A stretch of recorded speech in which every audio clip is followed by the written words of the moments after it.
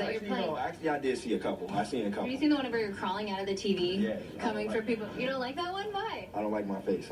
You don't like that picture, that specific picture.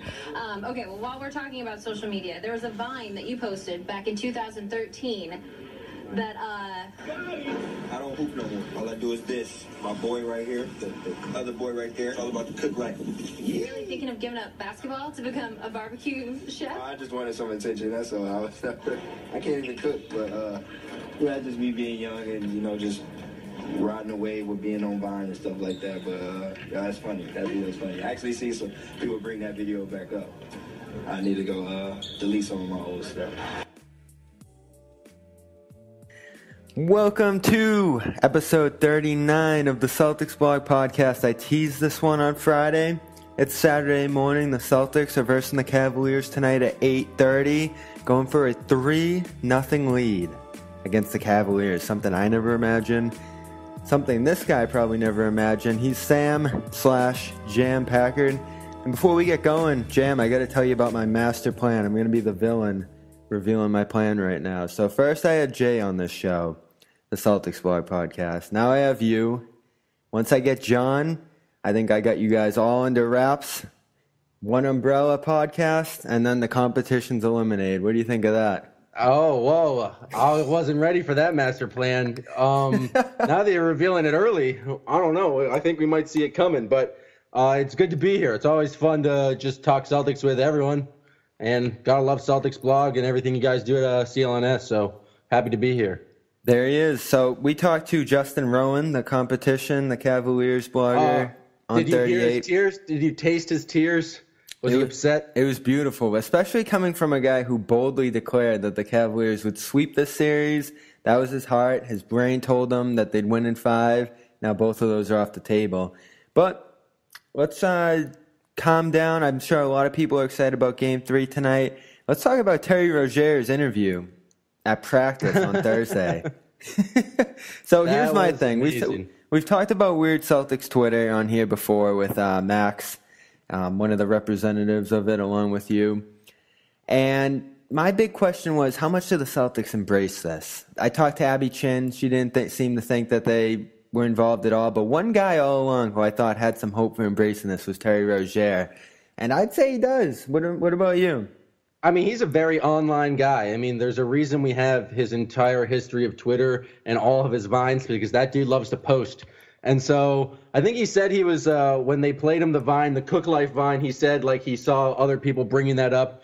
I think he's slightly aware of it. Like his man Gunna Man, who's a rapper, he's definitely likes every like a lot of the posts that he's in. He interacts with the kind of weird Celtics Twitter online.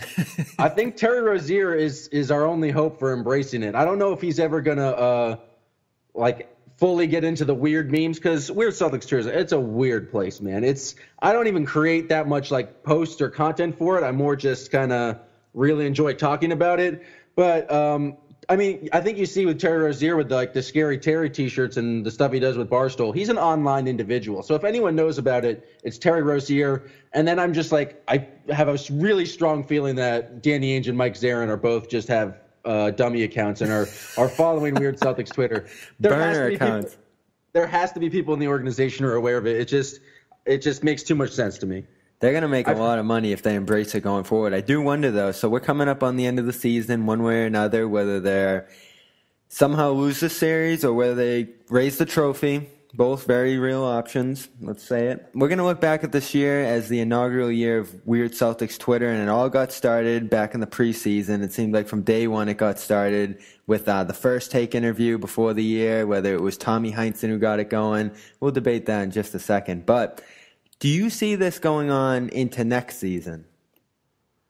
I can't see why I wouldn't. I mean, I feel like the real origins of the weirdness is just people doing kind of posts, Reddit style, just memes, just images that make no sense, just putting them together. That started really with Isaiah. It really grew especially strong this year.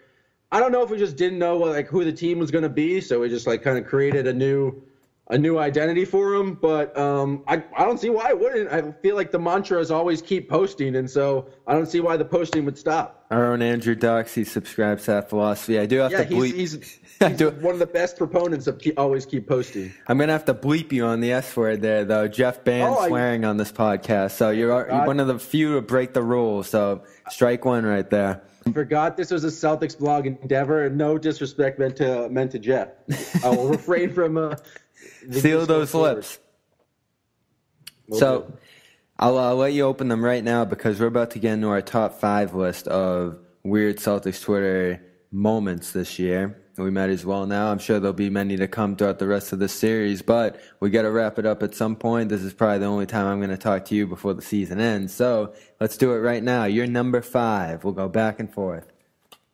Number 5. I don't know. This is a hard thing. I've got to be honest. Like my top 5 list is always going down, but I think, dude, this is a difficult task. I was trying to come up with a 5. We did the madness bracket, and I had to stop at 8 because I couldn't choose between them.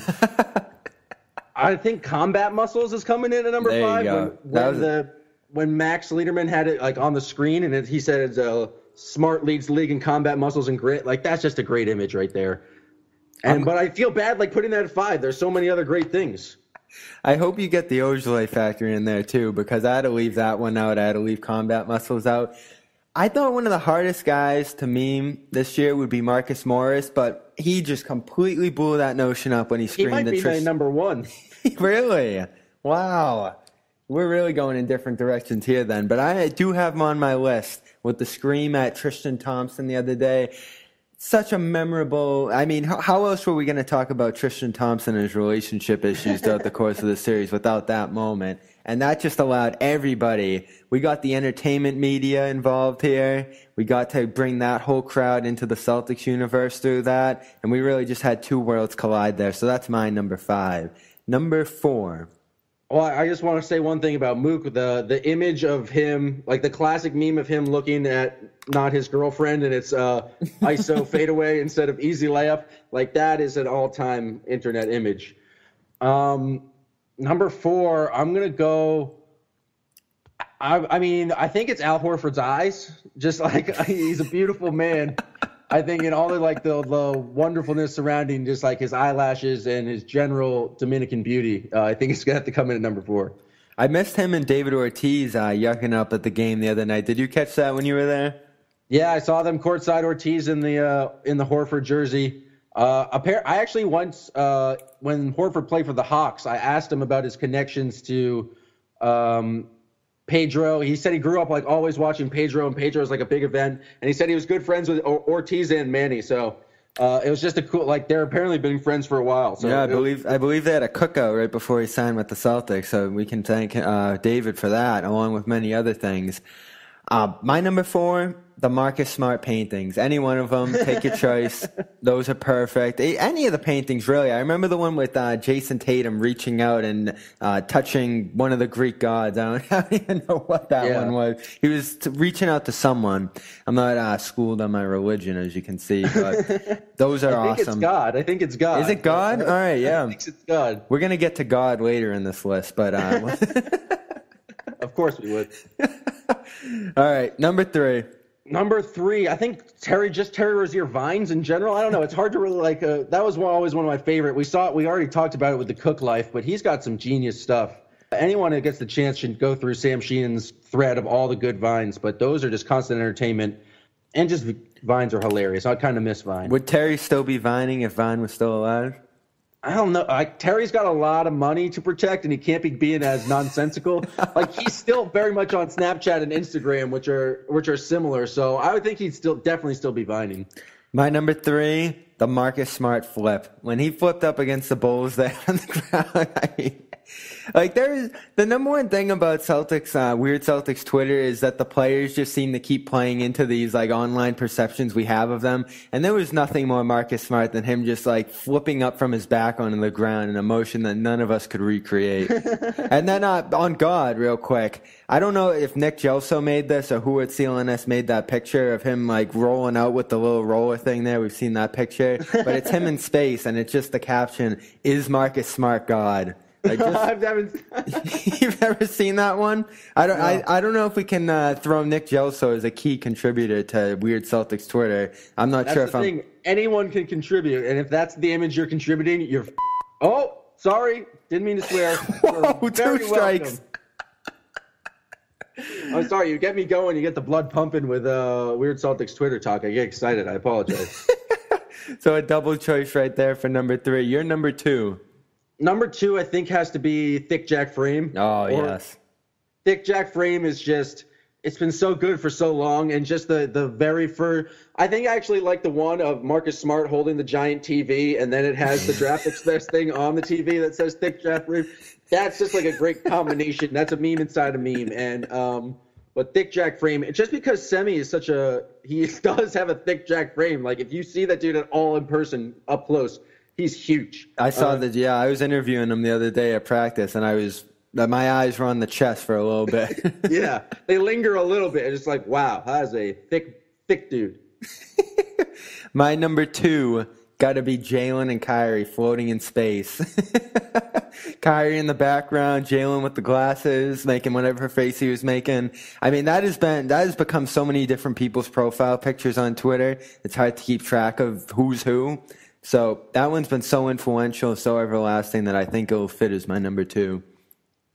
That's a great one. I mean, like Jalen and Kyrie, they combine for a lot of great images here on Celtics Twitter. They're both so cerebral and kind of weird that like you can just put them in any world and it kind of makes sense. And 2 other people who just keep playing into it. I think someone asked Jalen at practice on Thursday how he stays calm, and he was talking about breathing and meditation or something when the crowd gets going. Right up his alley.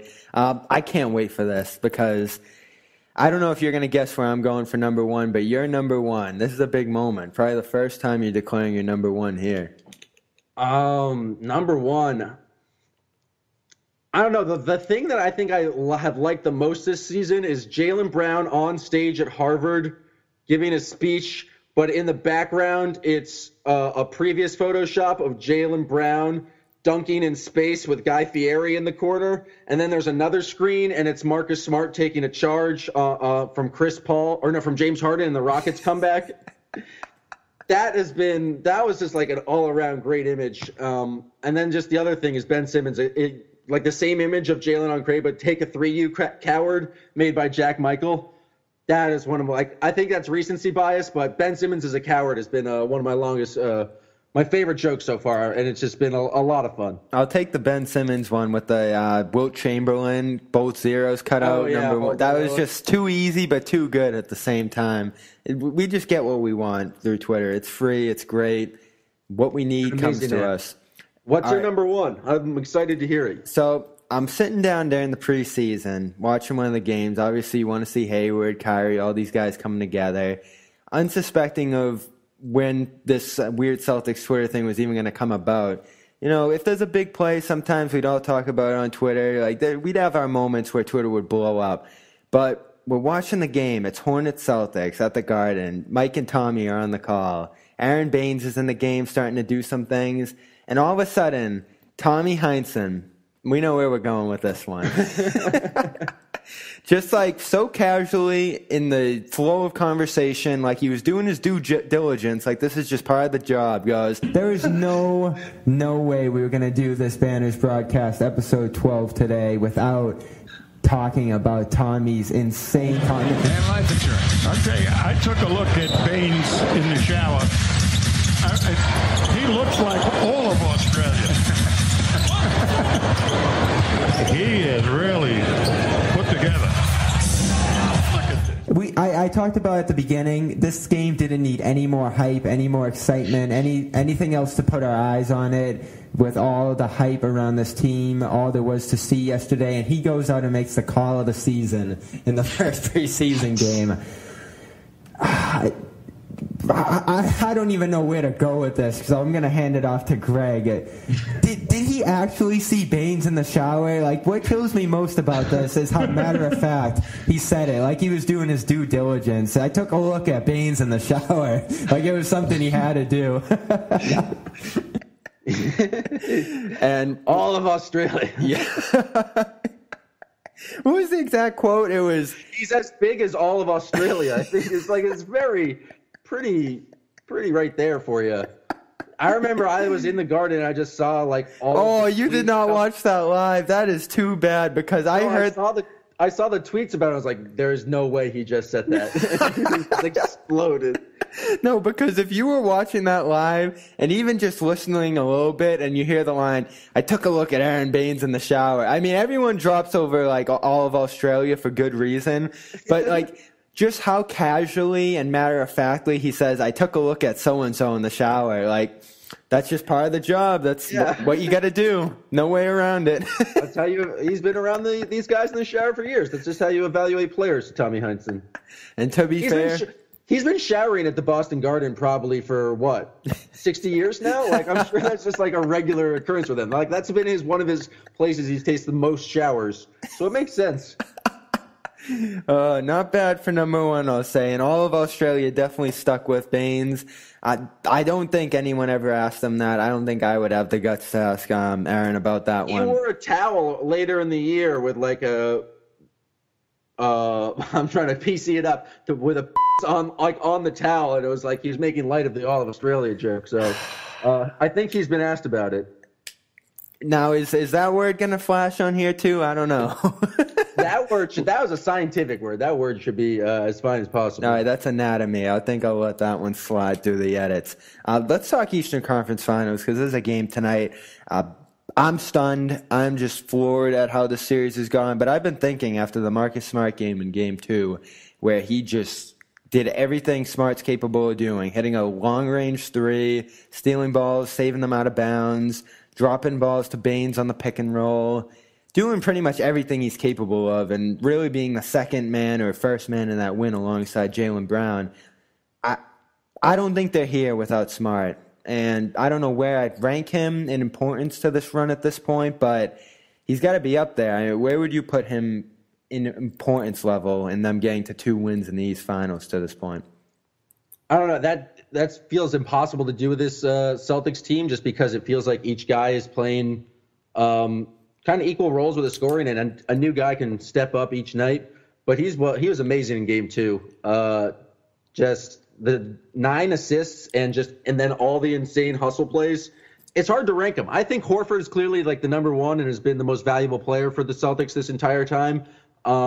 Smart may be 2, but I could also see Jaylen Brown being 2, and then Tatum at times has led the offense, and then actually times Rozier's led the offense. So I feel like it's Al Horford and then basically a 4-way tie for second place. But Smart was amazing. There was nothing really the Cavs could do to stop him. He attacked in so many different ways, and then the hustle plays on top of hustle plays, and like being the most physical guy on the court is just like what you want when you're doing playoff basketball. The Celtics have already accomplished so much in this series. We're on the border of saying like they're right there. We're going to be seeing them in the NBA Finals. Like, people saw the tweet about Game 1 of the Finals being on May 31st, and you get the eyes pointing that way, but no one wants to talk about it yet until you get to 3 wins.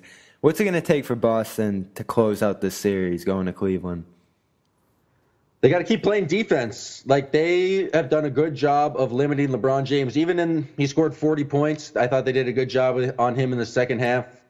He might have been concussed. Who knows? Definitely helped if he was. Definitely helped if he wasn't, but he didn't play as well in the second half. I think they're going to have to keep playing and being the most athletic and most physical, and they can't play like they're up 2-0. Like, the part of the reason it feels like they won these games is that they've just been getting to every single 50-50 ball and treating it and playing defense with the amount of intensity where there's no real possessions off. And the Cavs really struggle to score the ball, and I think that's what it's going to be. It's going to be a commitment to the defensive end and continuing to play with a lot of energy. Because I expect they still have LeBron James. Like, LeBron James is going to figure out a way to even make his team better and still probably give you a 40-point triple-double. He's just the best player on the court. I just don't know if he has the weapons around him right now, but I don't know. You can never really rule him out. Rozier flying and replicating his dunk in real time was a moment in the series, and if they go on to win it, I think that might end up being the definitive moment in that series. That moment was wild. I thought he was for sure going to get blocked, and then he threw it down. It was great. Yeah, and it just that was the LeBron motion. That was the LeBron dunk, right, with him running from behind. So that's a visual in itself right there. Did you have Cleveland in the series? Did you have Boston? Did you make a prediction? I think I said Boston in 7, but I wasn't too confident about it. Oh, I think I said Cleveland in 6 or Boston in 7. I really thought the Cavs were going to come out with more of an effort, and they still can. I mean, I actually, after the Bucks series, the Celtics went up 2-0, and I declared the Bucks dead. Yep, so did I. So many wrong predictions these playoffs. They still have 2 home games. Like, they still have LeBron James. I'm trying to avoid declaring them dead, but there's nothing I've seen in the first 2 games that would, like, I've been really trying to figure out what their adjustments are going to be. And if it's basically just like just make more threes. If they make a lot more threes at home, then I think they're going to do a better job. But the Celtics have done a damn good job of running them off the 3-point line. Mm-hmm. And so I don't know how effective just like maybe JR can go off because JR could go off and maybe Korver can go off. But this Cavs are really struggling to score. And maybe if they fix their 3-point shooting, I think that's how they would kind of climb back into the series. I'd love to look at the defensive analytics cutting off that Milwaukee series because that series was so hard. I mean, you look back at that Game 7 and you're like, glad they got through that one because it seemed to be smooth sailing from there on the defensive end. I think the Bucks really just canceled out all that length that's played so well against Philly and Cleveland. But what has been able to be so effective against LeBron? Because he came in here notably with his second highest points per game in the playoffs ever for his career. And they held him to 15 in Game 1, I believe, and then just 10 points in the post in Game 2, which is a stunning number. Is it just Marcus Morris? Is it the number of guys they're able to throw at him? And what has made Morris so effective on him? There's just so many factors at play, but it's stunning the amount at which they've slowed him. I think they're really doing a good job of limiting him on the drives. He scored a lot of his points off 3-point shooting and kind of outside shooting, but they're not letting him get to the rim. And I think actually playing Giannis and playing Ben Simmons has really helped them kind of prepare for that. But you see every single time they get back on the court, guys at the free throw line putting their hands up, just trying to build a wall, not letting LeBron get any air in transition, and then just really not letting him drive. Like LeBron, I think they're going to welcome him being a jump shooter just as they welcomed Ben Simmons being a jump shooter and just how they welcome Giannis being a jump shooter. And I think they've really limited on the drive, so he hasn't been able to kind of just abuse them down low or just at the rim. He's done a good job posting up because he's LeBron. He's always going to do a good job posting up, but when you go up, like, he doesn't want to have to fight all those battles on the offensive end and just post up like Marcus Morris or even Marcus Smart. Like, that's an exhausting process, and then he has to go and be the team's defensive player. I just don't think that's a sustainable strategy for LeBron. So they're really limiting his easy buckets, which is, I think, paying dividends. We saw it's just like a diminished LeBron in the second half. I could mix in the West Finals, but I'm not going to do that for Jinx's sake. Jinx's too, man. Yeah, that too. That's Jam Packard. I'll ask him the question later on Twitter if this series gets to 3, because then I'll feel safe enough for that. But 8:30 tonight, Cavs, Celtics. Are you going to Cleveland? I'm not going to Cleveland. All right, I wouldn't want to be caught dead in Cleveland. He'll be watching it on his couch and tweeting from @JamPackard. Thanks, Sam. Thanks, Bobby. Reunion Arena in Dallas, where the Mavs and Lakers are playing tonight, was built in 1980. Now, you couldn't ask for a better facility. It's easily accessible, has all the comforts of a theater, and there isn't a bad seat in the house. But for some reason, there are those who prefer the Boston Garden, mostly those who wear Celtic green. What is so special about the Boston Garden other than the fact that it's 1,000 years old? Let's take a look. First of all, a garden it's not. It's a train station, really. One flight up and you're on the fabled parquet floor. Now, before you get all misty-eyed about the parquet, take a closer look.